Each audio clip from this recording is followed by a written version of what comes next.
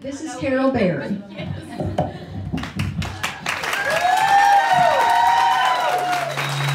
First of all, let me just start out and say I disagree with my opponent. Go to any government website. Addiction is a mental illness. How do you think that these people are getting, their insurance is paying for treatment? It is a mental illness. Look it up on your government websites. It's been recognized as a mental illness since 1956. I want to tell you a story, and I think this sets my story up very, very well. I want to tell you a story about a Cullman County family. I met Jamie back in 2016 when she called me crying so hard that I couldn't understand what she was saying.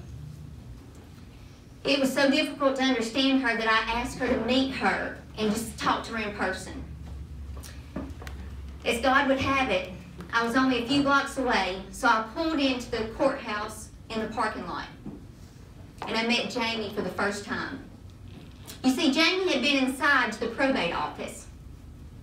She had been there to ask for help for her daughter, Ashley. Ashley had been saying things like, "Mom, I just can't do this anymore. I cannot live like this." She had told her grandmother and her sister, life would be better off without me in it. So she went in the probate office, she tells them this story, and she is told, "We're sorry, your daughter's a drug addict, and there is nothing we can do for her, but you can have her arrested." And I'm going to tell you something.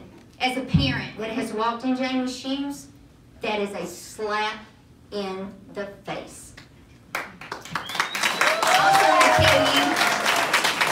also want to tell you that that lady pulled herself together enough to walk out of that office, was leaning against the wall in the hallway, and a lady that I knew was buying a tag.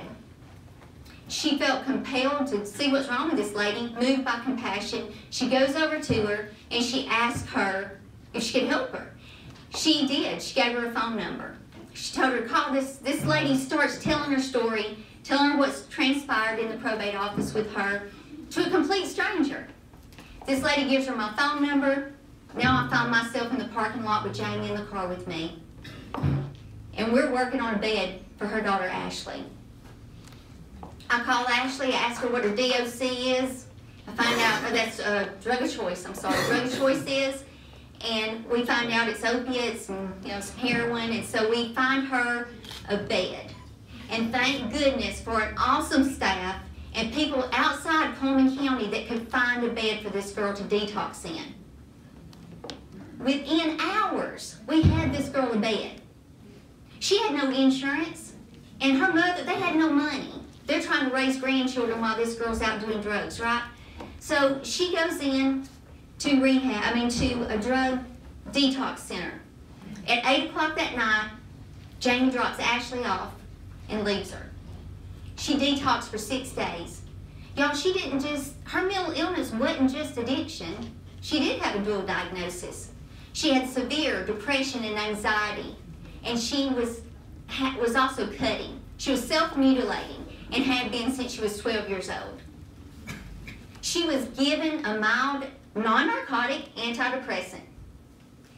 And she stayed there 6 days, and at the staff's recommendation, she stayed in a unit there in that county that dealt with not only addiction, but the cutting. Now let me fast forward to 2018. Jamie might be in this room tonight. She's employed. She's happy. She's healthy. Woo!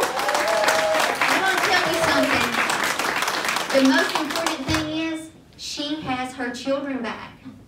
And Ashley's mother and her sister and her grandmother, they have her back. Now, not every story has ended like Ashley's.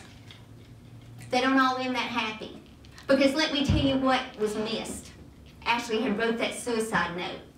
And it is framed in their home today so that they'll never forget where they have been. So see, this kid was fixing to kill herself. Y'all, this has got to stop. This has got to stop. We've got to do something about this. I don't want to see another person die from a drug overdose or suicide. Okay? This is something, well, you may say it's not the probate office. Maybe that's the problem with the probate office. Because let me tell you something. This is about caring about people. Why could that person not ever know? Okay? All right, let's go back to this. So anyway, so we go back to Ashley's situation and we find out now that she has done this. So, that being said, Ashley's problem, you know, it's like a lot of others, and all of them don't have a happy ending. I want to tell you that you'll hear a lot of things. I'm just touching on one thing in mental illness, but let me assure you, this office is very diverse. Tammy usually gives you a rundown of every duty in that office, and she does it well. Let me tell you, I have experience. Is it like my opponents? No, it's not. But it makes it no less valuable, and to me, I think it's more valuable. Because you see, I can work with anybody. I want to be your next probate judge. I want to work for you and with you to bring change to this community. I can tell you, if I didn't think I could do the probate judges, I know the duties well. I've researched it, I'm studying, I'll be ready. If I didn't think I could do that, with an accounting, you know, my accounting background, and look at my track record, y'all. Look what I've done in the last 5 years in Cullman County. I can do this job. And if I didn't think I could fill every single position, I wouldn't be standing here today, because I think not only can I fill it, I can improve it. And I know I can. So I appreciate the vote and your prayers and your support. June the 5th. Thank you very much.